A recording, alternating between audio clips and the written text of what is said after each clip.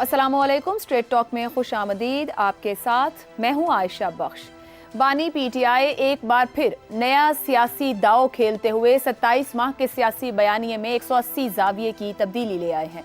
Opposition leader Umar Ayub, बहन अलीमा खान और KP के वजीर आला अली अमीन गंडापुर के जरिए इस्टेब्लिशमेंट से न्यूट्रल होने की अपील की गई है। बानी पीटीआई के मौक़िफ़ में इस वाज़ेह तब्दीली को मुल्क के संजीदा सियासी और सहाफ़ती हल्के डिकोड करने की कोशिश कर रहे हैं। वज़ीर आज़म के मुशीर राना सनाउल्लाह ने कहा है कि ये एक जाल बनाने की कोशिश कर रहे हैं कि किसी तरह उन्हें कोई रास्ता मिले। हमें ये लग रहा है ये कुछ करने की कोशिश कर रहे हैं।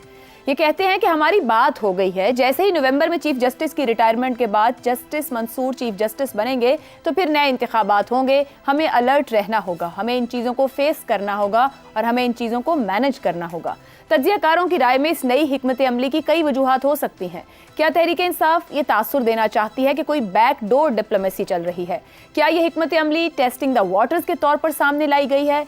ताहम अक्सरियत का ख्याल यही है कि इस वक्त तक जो पोजीशंस ली जा चुकी हैं उनमें एक की कामयाबी दूसरे की नाकामी है। उनके मुताबिक अब जो फरीक भी सुलह करेगा तो वो देखेगा कि उसे इसका कितना नुकसान होगा, या फिर इस हिकमत अमली को इख्तियार करने की एक ही सादा सी वजह है कि बानी पीटीआई समझ रहे हैं कि जल्द ही उनके मामलात फौजी ट्रायल्स की नज़र होने जा रहे हैं। अगर ऐसा हुआ तो बानी पीटीआई को पिछले एक साल में कैद के दौरान जिस तरह की सहूलियात मुयस्सर हैं वो सब खत्म हो जाएंगी। जेल में अपनी पसंद का खाना, वर्जिश, किताबों और मुलाकातों की सहूलत तो सियासी कैदियों को मिलती आई है, मगर किसी सियासी रहनुमा को कैद के दौरान इंटरव्यूज देने, सहाफ़ियों से दिल खोल कर गैर रस्मी गुफ्तगू करने, पार्टी उमूर को चलाने की ऐसी सहूलियात क्या किसी सियासी कैदी को इससे पहले मुयस्सर आई हैं? यूं इमरान खान की इस ताज़ा हिकमत अमली के क्या मकासद हो सकते हैं? नया सियासी दाव, ज़ाती मुश्किलात आने का खौफ, या फिर एक और यू टर्न? इसी मामले पर पैनल से गुफ्तगू करेंगे। हमारे साथ हैं हसन निसार, अबसार आलम, शहजाद चौधरी और जैगम खान। प्रोग्राम का सवाल आप सभी के लिए। बानी पीटीआई की एस्टेब्लिशमेंट से न्यूट्रल होने की अपीलें, ज़मीनी हक़ाइक़ का इदराक या सियासी दाव, क्या मकसद कामयाब होगा? हसन निसार साहब, न्यूट्रल होने को नापसंद करते रहे इमरान खान साहब और इसी पर उन्होंने बयानिया भी पूरा तराशा था। ये अब वो कहते हैं कि गैर सियासी हो जाओ। वो समझ गए हैं कि क्या ज़रूरी है उनके सियासी करियर के लिए, या कोई नया सियासी दाव खेल रहे हैं? नहीं, कोई नया सियासी दाव, ये वो इस तरह की बात तो खैर क्या होनी है। बेसिकली तो इस बात को मेरा ख्याल है रीइंफोर्स किया जा रहा है, रीइंफोर्स किया जा रहा है इस बात को कि इस्टेब्लिशमेंट न्यूट्रल नहीं है। पता हो भी तो रीइंफोर्समेंट है, एक बात। दूसरी बात है, ज़िंदगी में कुछ चीज़ें हैं हम मुंह उठा के कह देते हैं रेपिटेशन है, रेपिटेशन नहीं, रीइंफोर्समेंट होती है। अच्छा, इससे बड़ी बात मैक्रो लेवल पे जो मुझ जैसे नाहिल को समझ आती है वो ये है कि पुराना कुलिया है कि everything is fair in love and war. घिसी पिटी बात है, इसकी इंटरप्रिटेशन नहीं है। Everything is fair in love and war, जबकि इक़्तिदार तो लव और वॉर का लीथल कॉम्बिनेशन है, ख़ास तौर पे हम जैसे अनघड़ खुदगर्ज माशरों में। एक बात। बाकी रहा सवाल तो ये ज़मीनी हक़ाइक़ के इदराक से लेके नए हरबे तक कुछ भी हो सकता है, क्योंकि दोनों तरफ आग बराबर लगी हुई, याद रखना, बल्कि चारों तरफ आग बराबर लगी हुई। मैं खौफ any small little incident can be fatal. एक औरत है, ऑपरेशन के लिए पैसे बचाती है और उसके बाद खुदकुशी कर लेती है, चूंकि उसने बिल दे दिया कि घर में बच्चे क्या करेंगे। उसके बाद वो नाले में पता नहीं क्या गंदा नाला को फलाना कूद के छलांग मार देती है। ख़त्म हो गई बात आज के अखबारों में। सूरत हाल ज़रूरत से ज़्यादा संगीन है। It is not between any establishment और एनी पॉलिटिकल पार्टी। इससे तजावुज़ कर चुका है मामला। जी, मगर हसन निसार साहब, आपने खुद का lethal combination love and war का इकट्ठा करें तो इख्तिदार है, मगर इख्तिदार की ख्वाहिश तो खुद इमरान खान कहते रहे उनको नहीं है। उनके पास सब कुछ है, उन्होंने इख्तिदार का क्या करना? वो जो भी मकसद हासिल करना चाह रहे हैं, क्या जो भी बयानिया बनाना चाह रहे हैं, कामयाब हो जाएंगे इसमें? क्योंकि उनको अपने बयानिए से मुकम्मल तौर पर यू टर्न लेना पड़ा है। कामयाबी एक नहीं सेकंड, मिली। यू टर्न शू टर्न को छोड़ें आप, नहीं, एक बात ज़हन में रखें, गवर्नेंस, इंसानों पे हुकूमत रब्बुल इज़्ज़त का सबसे बड़ा इनाम होता है। ये हमारे दीन की फिलॉसफी है। आजमाइश भी होती है, इनाम भी होता है सबसे बड़ा, इम्तिहान भी होता है सबसे बड़ा। ये कहना कि मेरे पास सब कुछ तो मेरे पास भी है, वो इक़्तिदार बिल्कुल और बात है भाई। Try to understand. ये एक जुमला बराए जुमला था, किसी ने लिख दिया होगा, बोल दिया। इक़्तिदार का मुतबादल कोई शय नहीं है जिनको उसकी तलब हो। ठीक। जिनको नहीं है वो ठोकरों पे नहीं रखते, इधर लोग नौकरियों के पीछे भागे फिरते हैं, छोड़ें। ठीक है, दुरुस्त हो गया। अफसार साहब, बानी पीटीआई की संजीदगी इक़्तिदार की ख्वाहिश को लेकर अपनी मतलब जुमेरात, जुमा, हफ्ता 3 मुख्तलिफ चैनल से अपनी बहन के ज़रिए, उमर अयूब के ज़रिए और गंडापुर साहिब के ज़रिए न्यूट्रल होने की वो अपीलें कर रहे हैं। क्या 27 माह जो सियासत की है उसमें कोई गुंजाइश छोड़ी है कि वापसी हो पाएगी?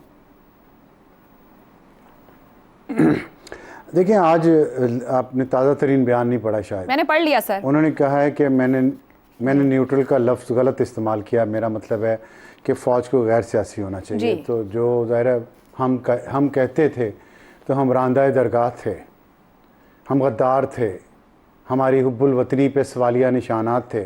आज खान साहब को जेल ने बात सिखा दी है तो बड़ी खुशाइंद है, लेकिन बात है ट्रस्ट डेफिसिट की, जो दोनों अतराफ़ है। जो खान साहब के जो नाक़िद हैं उनको भी खान साहब के बातों पे एतबार नहीं है, क्योंकि देखें, आपने कहा इक़्तिदार की ख्वाहिश, सियासतदान हो और इक़्तिदार की ख्वाहिश ना हो, ये दोनों मुतज़ाद चीज़ें हैं। ये हमें नहीं कहना चाहिए, और ये लेजिटिमेट राइट है सियासतदानों का। हम एक जॉब के लिए अप्लाई करते हैं, एप्लीकेशन देते हैं, टेस्ट में पेयर होते हैं, इंटरव्यू में पेयर होते हैं, हमारी ख्वाहिश होती है ना जॉब लेना और उसमें सैलरी लेना, फिर तरक्की करना, आगे बढ़ना।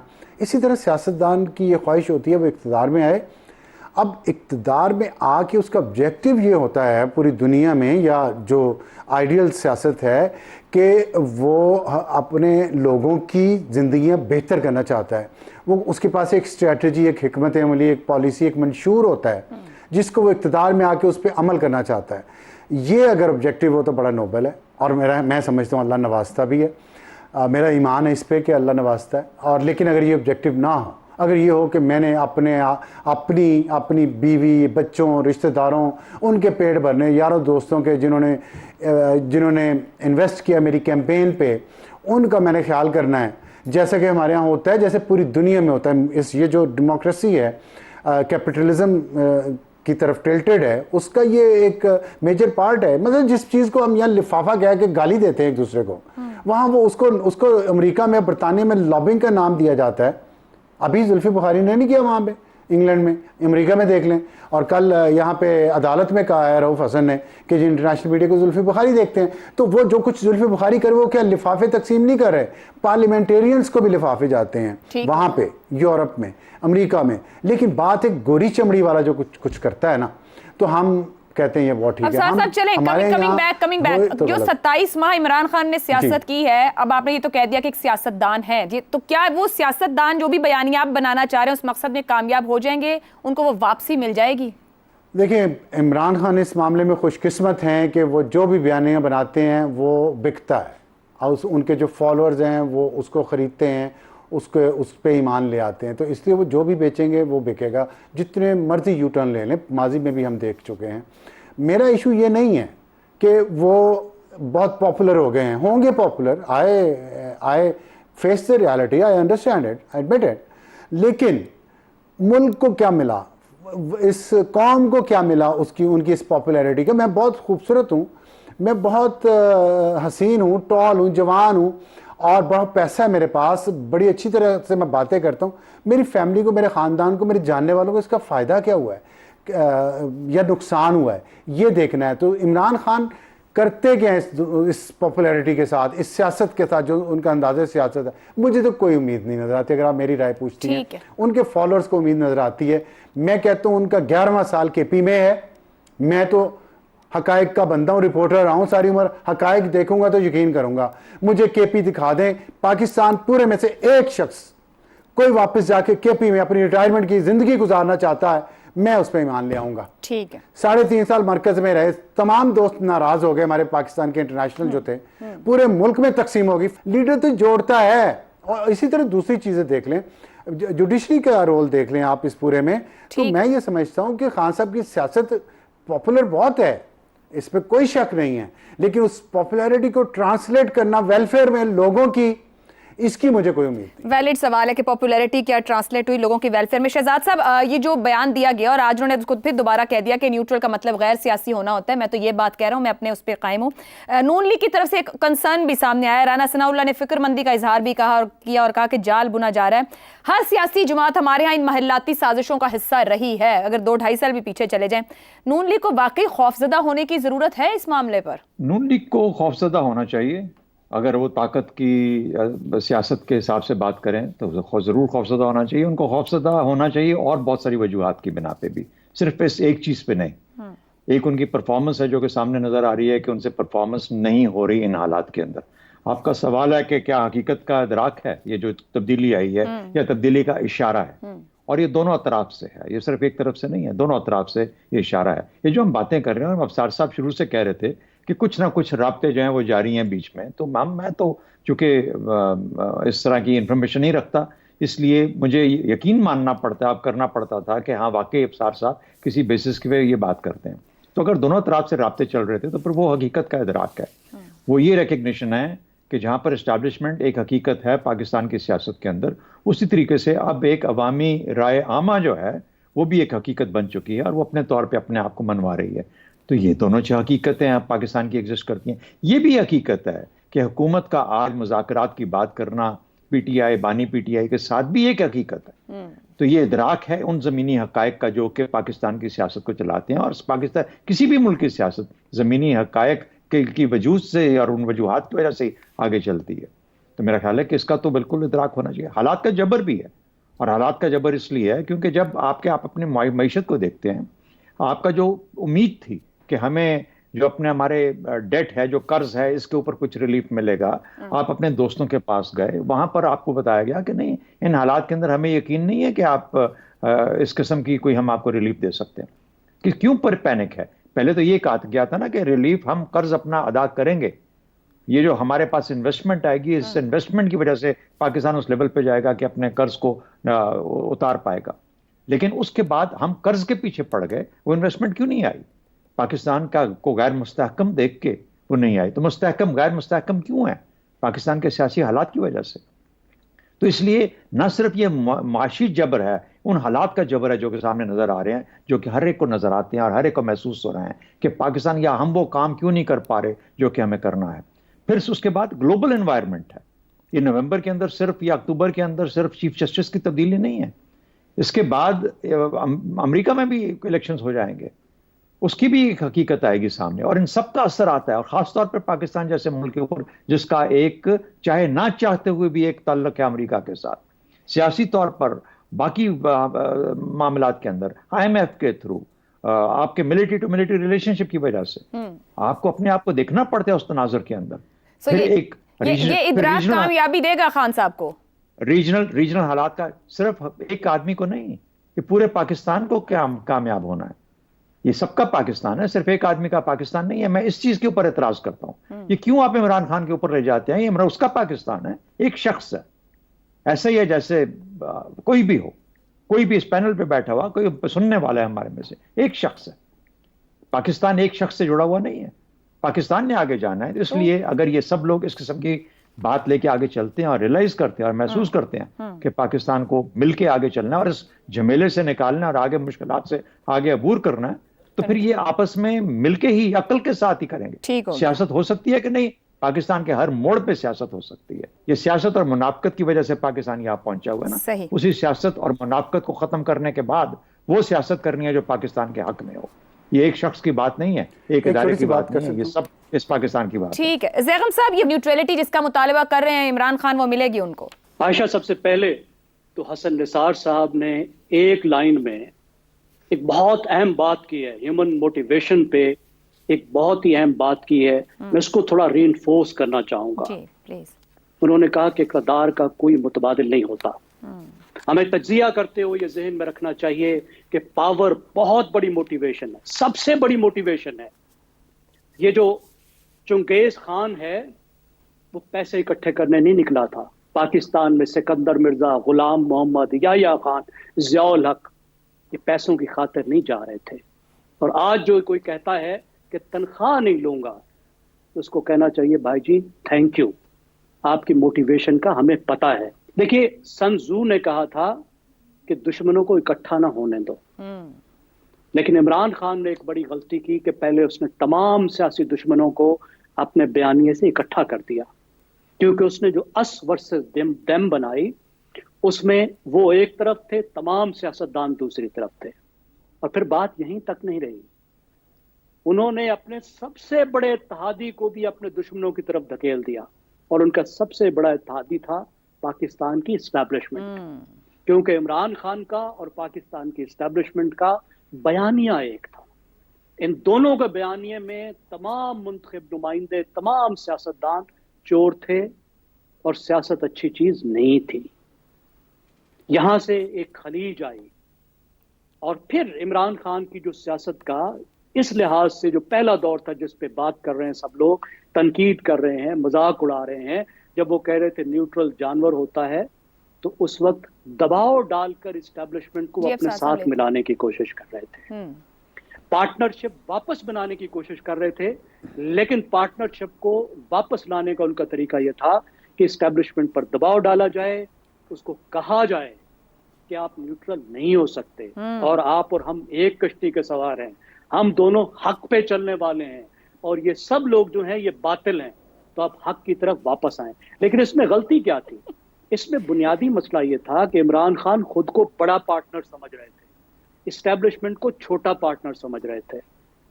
وہ یہ سمجھ رہے تھے کہ اسٹیبلشمنٹ کو اس کی طرف آنا ہے، انہوں نے اسٹیبلشمنٹ کے ساتھ وفادار نہیں رہنا. اب وہ دوبارہ پارٹنرشپ کو ایک دفعہ پھر بنانے کی کوشش کر رہے ہیں، اور اب وہ صلح جوئی کے ذریعے سے کر رہے ہیں. ٹھیک ہو گیا.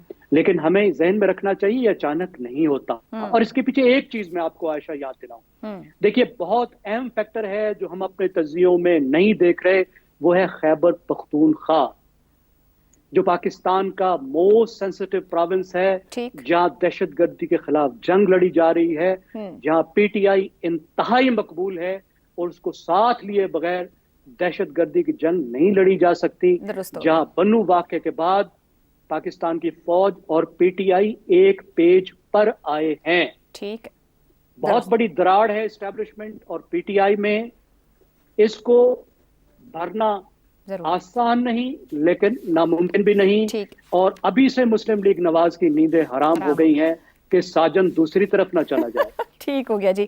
ابصار صاحب مختصر کہیے گا، بریک پہ جانا ہے. آپ نے اپنے شروع کے جو کلمات فرمائے تھے آپ نے پروگرام کے شروع میں، اس میں آپ نے کہا کہ اگر یہ ڈیل ہو گئی یا صلح ہو گئی تو کس کا نقصان زیادہ ہوگا. دیکھیں، ایک تو سیاست میں ڈیل ہونا یا کسی مڈل گراؤنڈ پہ آنا کوئی برائی نہیں ہے، سیاست نام ہی اسی کا ہے. یہ کوئی جنگ تو نہیں ہو رہی الیگزینڈر اور ڈائریس کے درمیان کہ ایک نے مرنا ہے اور ایک نے جینا ہے.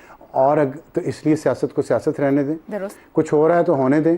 اور اگر فرض کریں دونوں سائڈ کا نقصان ہوتا ہے، ہو جائے.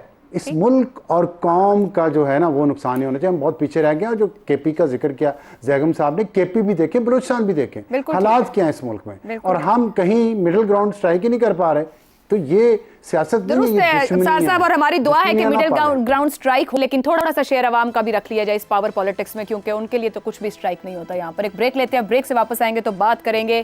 ریاست بتا رہی ہے کہ ڈکٹیشن کی اجازت نہیں دے گی، یہ بتانے کی ضرورت ہی کیوں پیش آئی اس بریک کے بعد. پروگرام میں ایک بار پھر خوش آمدید کہیں گے. حکومت نے چیف جسٹس پاکستان کے خلاف قتل کے فتوے پر سخت ایکشن لینے کا اعلان کیا ہے. آج وفاقی وزراء خواجہ آصف، احسن اقبال، اعظم نذیر تارڑ اور عطا تارڑ نے پریس کانفرنس کر کے اس حوالے سے حکومتی موقف کی وضاحت کی. وفاقی وزراء نے کہا ہے کہ ریاست کسی کو قتل کے فتوے جاری کرنے کی اجازت نہیں دے گی. قانون پوری قوت کے ساتھ حرکت میں آئے گا. ریاست میں سسٹم ہوتا ہے، بے بنیاد الزام کی وہی سزا ہے جو اس الزام کے مرتکب فرد کی. रियासत किसी गिरोह की मजहब, सियासत या ज़ाती मफादात के नाम पर डिक्टेशन कबूल नहीं करेगी। रियासत कानून के मुताबिक इस किस्म के गैर कानूनी इक़दामात, इस किस्म के फतवों का जवाब देगी। किसी का सर कलम करने की बात करना आइन और दीन से खुली बगावत है। ये वो तबका है जिन्हें 2017 और 18 में सियासी एजेंडे के तहत खड़ा किया गया था। पाकिस्तान में आइन, अदालतें, कानून है। यहाँ किसी गिरोह को इजाज़त नहीं कि वो किसी के कत्ल के फतवे जारी करे, क्योंकि सज़ा जज़ा का इख्तियार सिर्फ अदालत के पास है। अगर जत्थों और उलमाए कराम को ये इख्तियार दिया जाएगा तो हर फ़िरक़े का अलहदा फतवा होगा और मुल्क आग और खून के अंदर नहलाया जाएगा। यहाँ लोगों को मजहब का नाम लेकर उकसाया गया। सियालकोट, जड़ांवाला और सवात और कहां कहां लोगों को खड़ा करके ऐसी हरकत करवाई जाती हैं जो पाकिस्तान के लिए शर्मिंदगी का बायस बनती हैं। हुकूमत इस तरह के रवैयों को पनपने की इजाज़त नहीं देगी। किसी को किसी के ईमान का फैसला करने का हक नहीं। इस किस्म का ट्रेंड का मुकाबला रियासत करेगी। ये मुल्क की जंग है। मुल्क इस बात का मुतहम्मिल नहीं हो सकता। ये मुल्क में फसाद फैलाने की कोशिश है। अगर इन चीज़ों पर नोटिस नहीं लिया जाएगा तो ये पाकिस्तान को दीमक की तरह खोखला कर देगा। इस मामले पर हुकूमत की ज़ीरो टॉलरेंस होगी।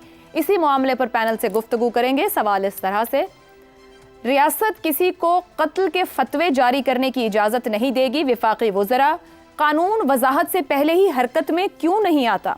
हसन निसार साहब, ये गुज़श्ता रोज़ का वाक़या है, जिस स्टेटमेंट है और आज दोपहर 12:30 बजे के बाद से प्रेस कॉन्फ्रेंस का सिलसिला शुरू होता है। 1 बजे पे FIR दर्ज होती है, 4 बजे पर गिरफ्तारी होती है। ये क्यों आकर बताना पड़ा हुकूमत को कि इस बात की इजाज़त नहीं? कानून में तो वाकई इस बात की कोई इजाज़त नहीं है। I am 100% sure. जाने बगैर जो सवाल पूछा है ना, वो इस मुल्क की बेसिक ट्रेजेडीज में से एक है। हम चारों एवरेज किस्म के लोग हैं। आप ऐसे करें, पूरे ऑफिस में प्रोग्राम के बाद पूरे ऑफिस में उनसे पूछें ज़कात का लुग़वी मतलब क्या है। हम में से किसी को आता हो तो मुझे बता दें। रहमान और रहीम का फ़र्क क्या है? जिसे शरीयत कहते हैं, वो लफ्ज़ है शरिया। इसका मतलब क्या है?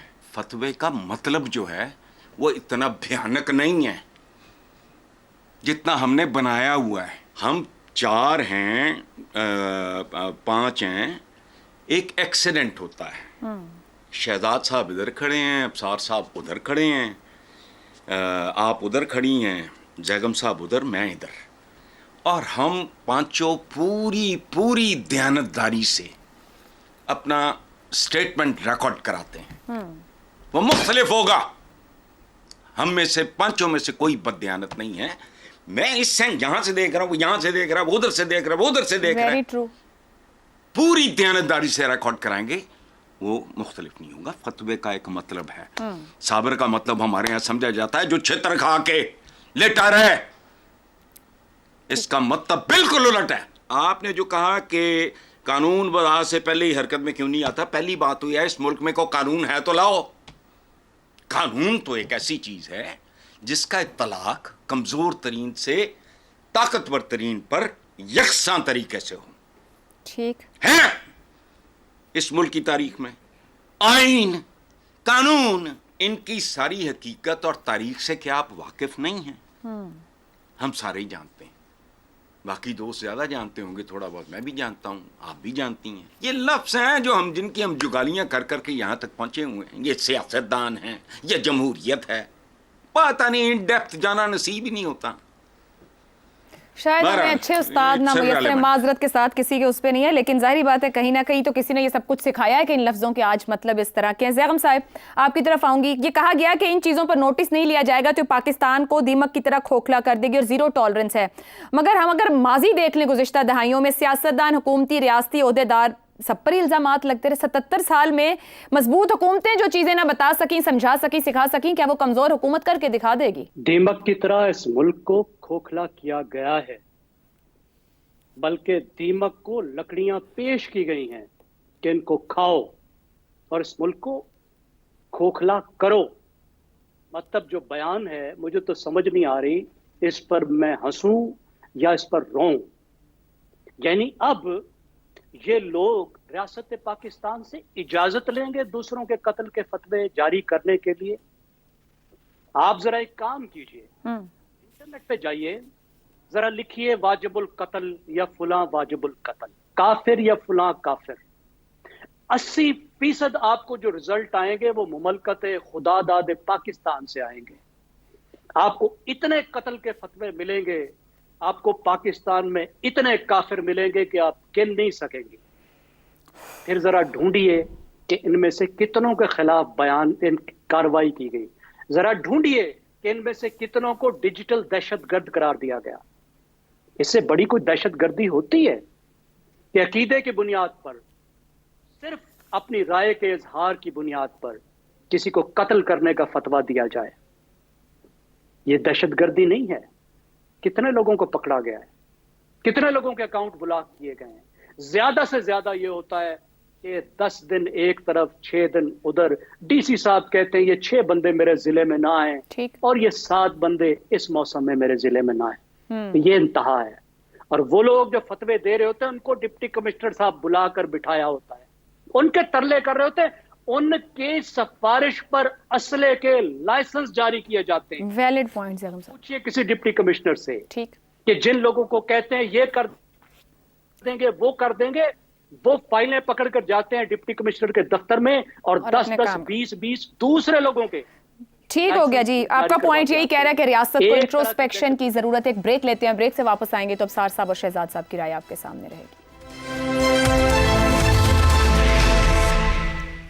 یہ وہ طبقہ ہے جنہیں 2017 اور 18 میں سیاسی ایجنڈے کے تحت کھڑا کیا گیا. ابصار صاحب, وفاقی وزراء عوام کے سامنے صرف 6-7 سال کا آدھا سچ کیوں رکھ رہے ہیں؟ ہماری تو ملک کے اندر انتہا پسندی اور مذہب کو ہمیشہ ہی استعمال کیا گیا, اور خاص طور پر 77 کے بعد سے زیادہ شد و مت سے ریاست کے ساتھ ساتھ سیاسی جماعتوں نے بھی بھرپور استعمال کیا. آدھی بات کہہ کر ہم مسئلہ حل کر پائیں گے؟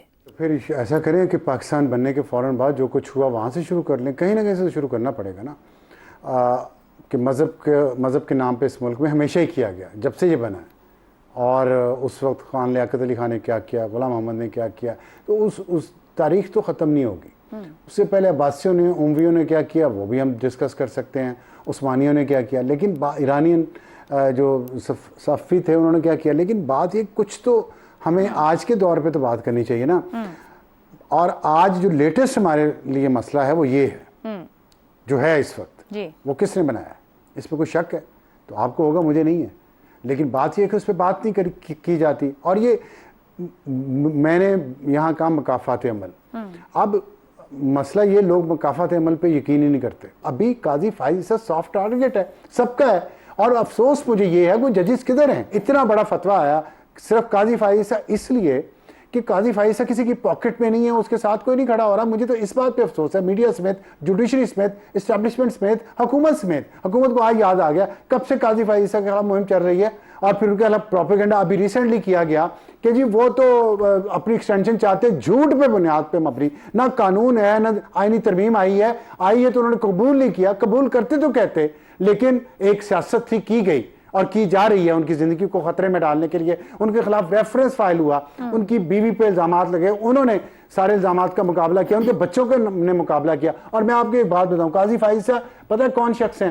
یہ فاؤنڈنگ فادر جو صرف پاکستان کے چند ایک ان میں سے ایک کے بیٹے ہیں, اور انہوں نے, وہ جج نہیں بننا چاہتے تھے, ان کی منتیں کر کے اور بن گئے ہیں. اس سسٹم میں کسی کا دباؤ نہیں لیتے, اپنی لائن پہ چلتے ہیں, تو سب ان کے پیچھے پڑ گئے ہیں. حکومت کو وہ بات ٹھیک ہے کہ اجازت نہیں لینی پڑتی, جو کر رہے ہیں اس پہ حکومت کو اور جو ان کے پیچھے ہیں ان سب کو سوچنا چاہیے کہ ملک ضروری ہے. شہزاد صاحب, آج چیف جسٹس کے خلاف فتوے پر بالکل صحیح رد عمل دیا اور یہ حکومت کو ذرا پہلے دینا چاہیے تھا, مگر کیا حقیقت نہیں ملک کے تمام ہی اداروں, عدلیہ, پارلیمنٹ, اسٹیبلشمنٹ کی جانب سے ایسے فیصلے آتے رہے ہیں جنہوں نے سوچ کو مضبوط کیا ہے. بات کسی شخصیت, بڑا ہے چھوٹے کی نہیں, اس سوچ سے لڑنے کی ہے. کیا حکومت اور ریاست کی ول ہے اس سوچ سے لڑنے کی, لڑ پائے گی؟ مجھے تو حیرانگی ہوئی ہے کہ ابھی پچھلے ہی ہفتے تو بھی رانا ثنا صاحب نے کامیاب مذاکرات کے بعد ان کو واپس بھیجا یہاں سے, اور پھر اس کے بعد ایک دم سے اس قسم کا پلٹا کھا گئے یہ لوگ وہاں پہنچ کے لاہور میں. تو مجھے نہیں سمجھ آتی کہ کیا وجہ ہے ان کے اس طرح کا پلٹا کھانے کی. وہ سمجھ آتی ہے, پتہ ہے کہ کیا وجہ ہے, کیونکہ دیکھیے جہاں مذہب سیاست بن جائے, اور ہم بار بار یہ ذکر کر چکے ہیں کہ پاکستان میں مذہب جو ہے کاروبار کے ساتھ ساتھ ایک سیاست بھی ہے اور اس کی ایک حقیقت ہے, اور ہم نے اس کو جائز قرار دیا ہے کہ مذہب سیاست بن جاتا ہے اور بن چکا ہے پاکستان میں. تو جہاں مذہب نہ رہے, سیاست بن جائے, تو پھر اس قسم کی گفتگو تو ہوتی ہے. ہم نے جائز قرار دیا ان تمام سیاسی حربوں کو. ہم نے کہا کہ سیاست اسی کا نام ہے, یہی سیاست ایسی ہوا کرتی ہے. تو اگر اب آپ کو آج اس کو فیس کرنا پڑ رہا ہے، لیکن اس میں ایک بڑی اچھی جو بات مجھے آپ کے سوال میں نظر آئی اور غالباً اس کا اظہار بھی کیا گیا ہوگا، کیونکہ میرے لیے تو یہ ظاہر ہے کہ الصبح ایک ایسا بام شیل ہے جو روزانہ پاکستان سے ملتا ہے مجھے دیکھنے کو، لیکن اس میں ایک اچھی چیز یہ ہے کہ کیبنٹ کہہ رہی ہے کہ ہم ریاست ہیں. اصل میں کیبنٹ ہی بھی ریاست ہوتی ہے، کیبنٹ ہی ریاست ہوتی ہے. تو جب تک آج تک ہم جتنا بھی یہ ہمارا ڈسکورس ہے جو ہمارا آپس میں محاورہ ہے اس کے اندر ہم نے ہمیشہ ریاست کو علیحدہ کیا ہے سیاست سے. یہ ایسی بات نہیں ہے. سیاست جو خاص طور پر جس شکل میں ایگزسٹ کرتی ہے فارمل جب ہو جاتی ہے، جب وہ پارلیمنٹ سے باہر ہے یا کیبنٹ سے باہر ہے تو پھر وہ شاید سیاست ہی رہتی ہے، لیکن جب یہ پارلیمنٹ بن جاتی ہے اور کیبنٹ بن جاتی ہے تو پھر یہ ریاست ہوا کرتی.